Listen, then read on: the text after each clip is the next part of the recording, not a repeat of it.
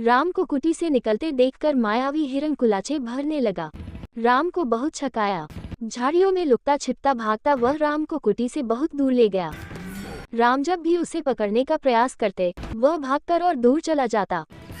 हिरण चालाक था, वह इतनी दूर कभी नहीं जाता था कि पहुंच से बाहर लगे।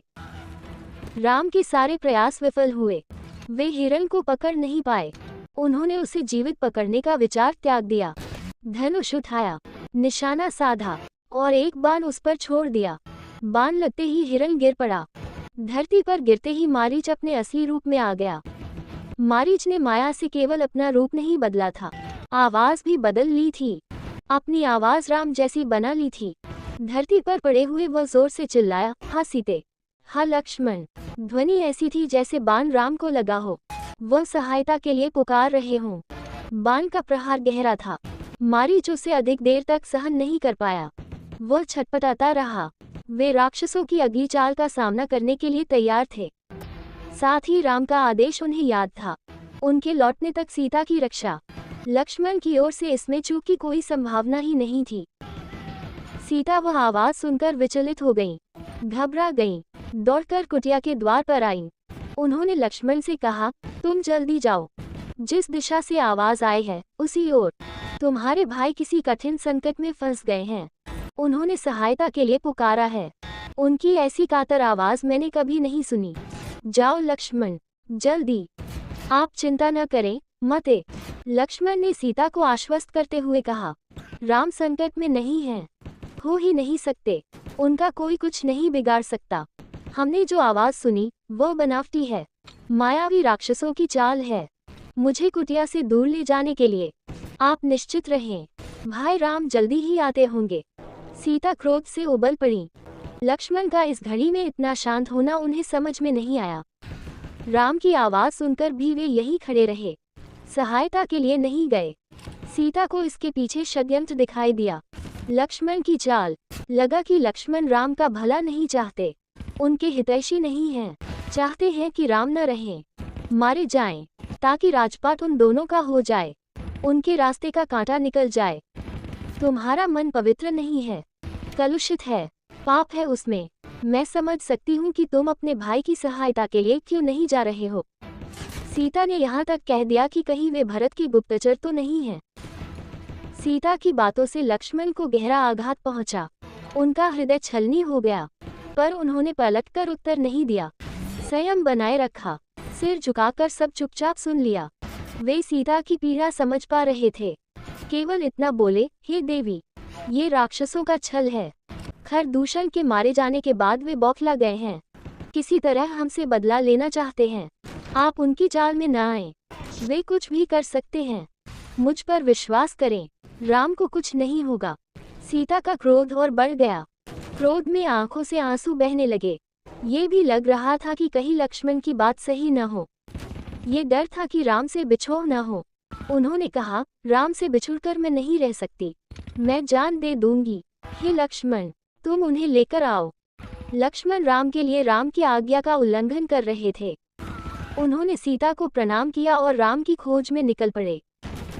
लक्ष्मण के जाते ही रावण आ पहुंचा, तपस्वियों जैसा जटा जूट, वैसे ही वस्त्र।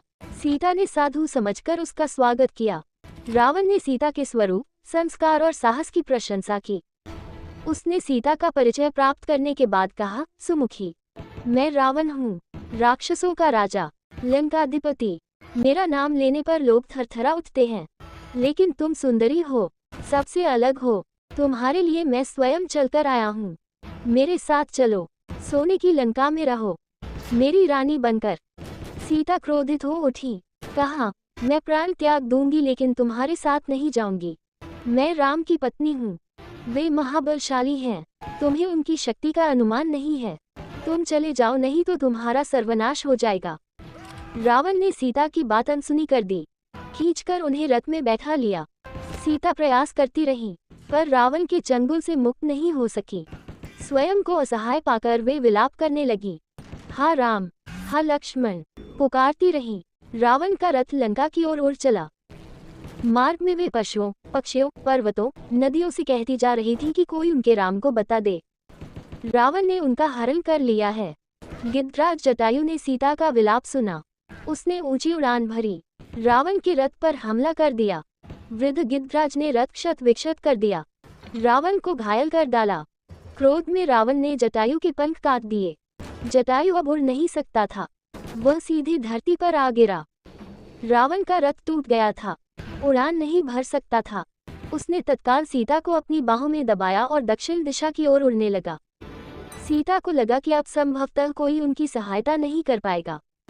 उनका बचाव केवल एक ही था, राम को किसी तरह समाचार मिल जाए। उन्होंने अपने आभूषण उतारकर फेंकना प्रारंभ कर दिया। आभूषण वानरों ने उठा लिए।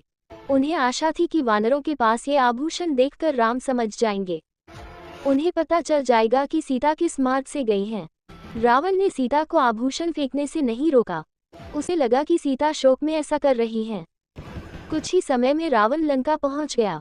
वह अपने धन वैभव से सीता को प्रभावित करना चाहता था। उन्हें लेकर वह सीधा अपने अंतःपुर में गया।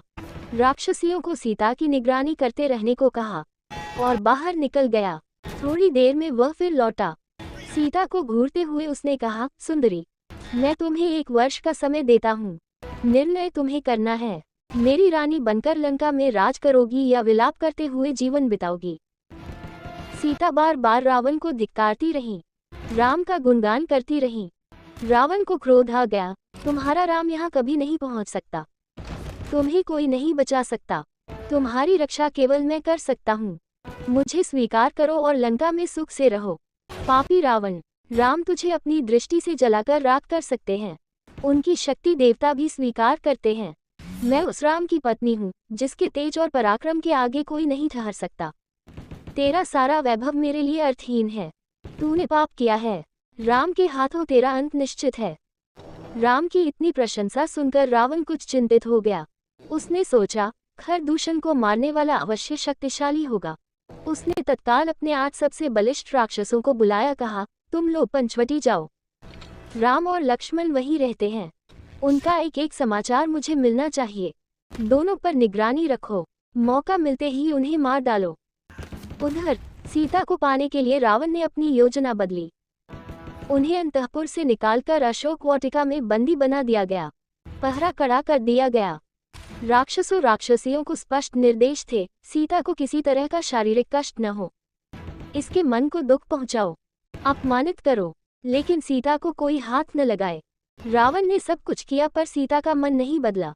वे बार बार राम का नाम लेती थी। शेरों के बीच हिरनी की तरह बैठी रहती थी, डरी सहमी, रो रो कर दिन काट रही थी। सोने के हिरण ने उन्हें सोने की लंका में पहुंचा दिया था। यहाँ से उन्हें राम ही बचा सकते थे।